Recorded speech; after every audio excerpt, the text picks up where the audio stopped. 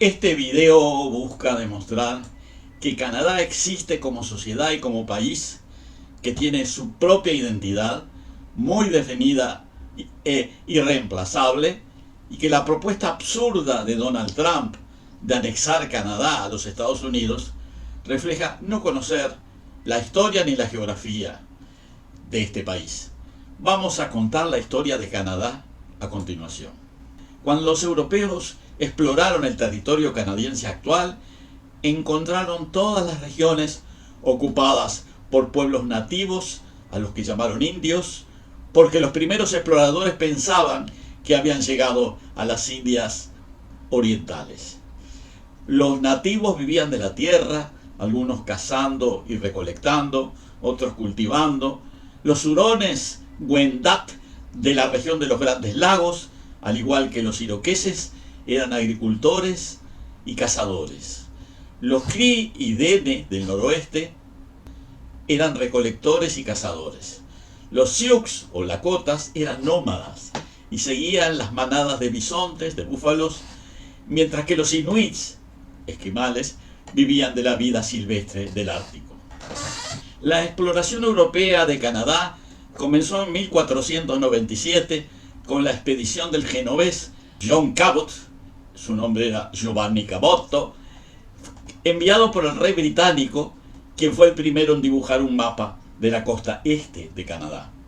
Entre 1534 y 1542, Jacques Cartier realizó 3 viajes a través del Atlántico, enviado por el rey Francisco I de Francia.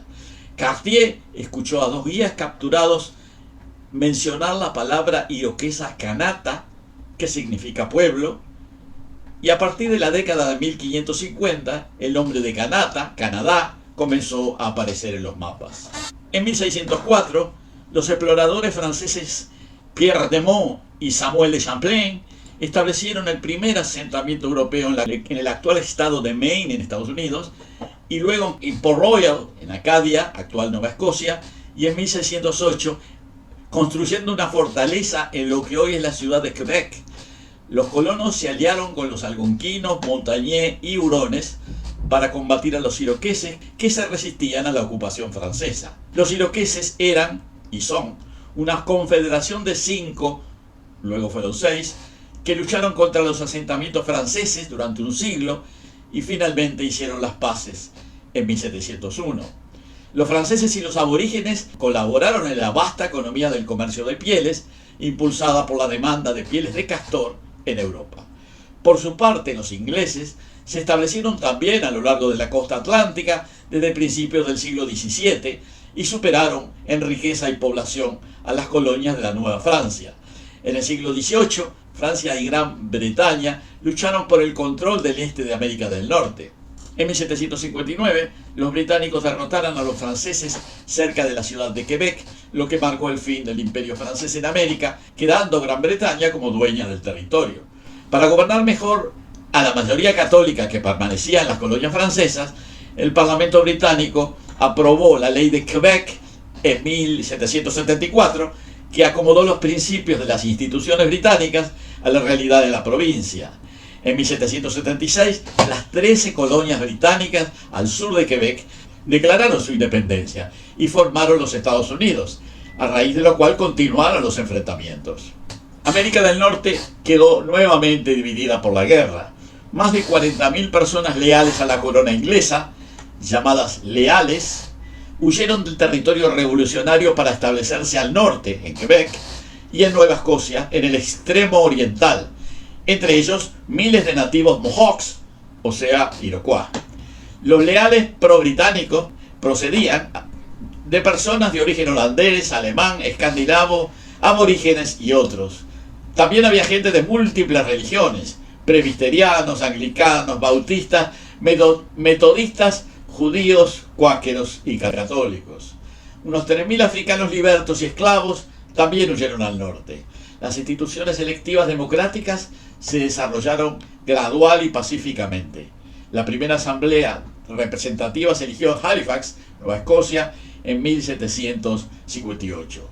La ley constitucional de 1791 dividió la provincia de Quebec en el Alto Canadá, más tarde se llamaría Ontario, que era principalmente protestante y de habla inglesa, y el Bajo Canadá, que sería más tarde Quebec, fuertemente católico y de habla francesa. La ley también concedió a todo el territorio por primera vez asambleas legislativas elegidas por el pueblo. El nombre Canadá también se hizo oficial en ese momento y se ha utilizado desde entonces. Las colonias del Atlántico y las dos Canadás se conocían colectivamente como América del Norte Británica. El primer movimiento para abolir la trata transatlántica de esclavos surgió en el Parlamento británico a finales del siglo XVIII, como consecuencia de la rápida industrialización del país. En 1793, el Alto Canadá se convirtió en la primera provincia del imperio en avanzar hacia la abolición. En 1807, el Parlamento británico prohibió la compra y venta de esclavos y en 1833 abolió la esclavitud en todo el imperio. Miles de esclavos que habitaban los Estados Unidos escaparon hacia el norte y se establecieron en Canadá a través de una red cristiana que se organizó para combatir la esclavitud. Creyendo que sería fácil conquistar Canadá, Estados Unidos lanzó una invasión en junio de 1812. Los estadounidenses estaban equivocados. Los voluntarios canadienses y las primeras naciones, los indígenas, incluyendo los Shawnee, que eran dirigidos por el famoso jefe Tecumseh, apoyaron a los soldados británicos en la defensa de Canadá. En 1814, el intento estadounidense de conquistar Canadá había fracasado. Los británicos pagaron un costoso sistema de defensa canadiense, incluyendo las ciudades de Halifax y la ciudad de Quebec. La frontera es en parte el resultado de esta guerra de 1812, que aseguró que Canadá siguiera siendo independiente de los Estados Unidos. En 1840, el Alto y el Bajo Canadá se unieron como la provincia de Canadá. De 1864 a 1867, representantes de Nueva Escocia, Nuevo Brunswick y la provincia de Canadá, con el apoyo británico, trabajaron juntos para establecer un nuevo país, creando dos niveles de gobierno, el federal y el provincial. La antigua provincia de Canadá se dividió en dos nuevas provincias, Ontario y Quebec, que junto con Nuevo Brunswick y Nueva Escocia formaron el nuevo país denominado Dominio de Canadá. Cada provincia elegiría su propia legislatura y tendría control de áreas como educación y salud. El Parlamento británico aprobó esta ley, llamada la Ley Británica de América del Norte, en 1867. El Dominio de Canadá nació oficialmente el 1 de julio de 1867. Hoy se conoce oficialmente esta fecha como el Día de Canadá. El dominio continuó expandiéndose. En 1870 se incorporaron Manitoba y los territorios del noroeste, Northwest Territories, y en 1871 Columbia Británica, British Columbia. En 1873 la isla del Príncipe Eduardo, Prince Edward Island, y en 1880 se transfirieron las islas árticas al territorio del noroeste. En 1898 se incorporó el territorio de Yukon y en 1905 Alberta y Saskatchewan, completándose el territorio canadiense mucho más tarde con Terranova y Labrador en 1949 y Nunavut en 1999. Cuando Canadá tomó el control de la vasta región noroeste de manos de la Compañía de la Bahía de Hudson en 1869, los 12.000 métis del Río Rojo, mestizos de franceses e indígenas, no fueron consultados. En respuesta, su líder, Louis Riel, encabezó un levantamiento armado y se apoderó de Fort Garry, la capital territorial. Ottawa envió soldados para retomar Fort Garry en 1870. Riel huyó a Estados Unidos y Canadá estableció la nueva provincia que ya mencionamos, Manitoba. Más tarde se produjo una segunda rebelión en 1885, que terminó con el juicio y ejecución de Riel, que con el tiempo pasó a ser considerado por muchos un héroe, defensor de los mestizos y fundador de Manitoba. Columbia Británica, British Columbia, o sea las colonias de Victoria y Vancouver, se unieron a Canadá en 1871 después que Ottawa prometiera construir un ferrocarril hacia la costa oeste. Ese ferrocarril se completó en 1885, se llamó Canadian Pacific Railway y que permitió un auge económico muy importante. Precisamente durante los primeros años del siglo XX, la economía de Canadá creció y se industrializó. 1 millón de británicos y 1 millón de estadounidenses emigraron a Canadá en ese momento. Canadá experimentó una era de crecimiento y rápidos cambios culminados en la década de 1960, conocida como la Revolución Silenciosa. Muchos quebequenses, quebecois, intentaron separarse de Canadá. Debido a ello, en 1963, el Parlamento estableció la Comisión Real sobre Bilingüismo y Biculturalismo. Esto llevó a la Ley de Idiomas Oficiales de 1969, que garantizaba los servicios de francés e inglés en el gobierno federal en todo Canadá. El movimiento por la soberanía de Quebec cobró fuerza, pero fue derrotado en un referéndum en la provincia en 1980. Canadá se convirtió en una sociedad más flexible y abierta. En este periodo también ocurrió la incorporación de las mujeres al ejercicio efectivo de la actividad profesional. La idea del multiculturalismo como resultado de la inmigración de los siglos XIX y XX cobró un nuevo impulso. En la década de 1950, 1/3 de los canadienses tenían orígenes que no eran ni británicos ni franceses. En esa época se cambió la bandera, hoy representando una hoja de arce o maple. En 1982, Canadá repatrió su constitución, transfiriendo la ley constitucional del país, de la antigua metrópoli, al Estado canadiense. En 1992 se firmó el Tratado de Libre Comercio de América del Norte, que estableció una zona de libre comercio en América del Norte, firmado por Canadá, México y Estados Unidos, que entró en vigor el 1 de enero de 1994. Este tratado eliminó de inmediato los aranceles sobre la mayoría de los bienes producidos por los países signatarios.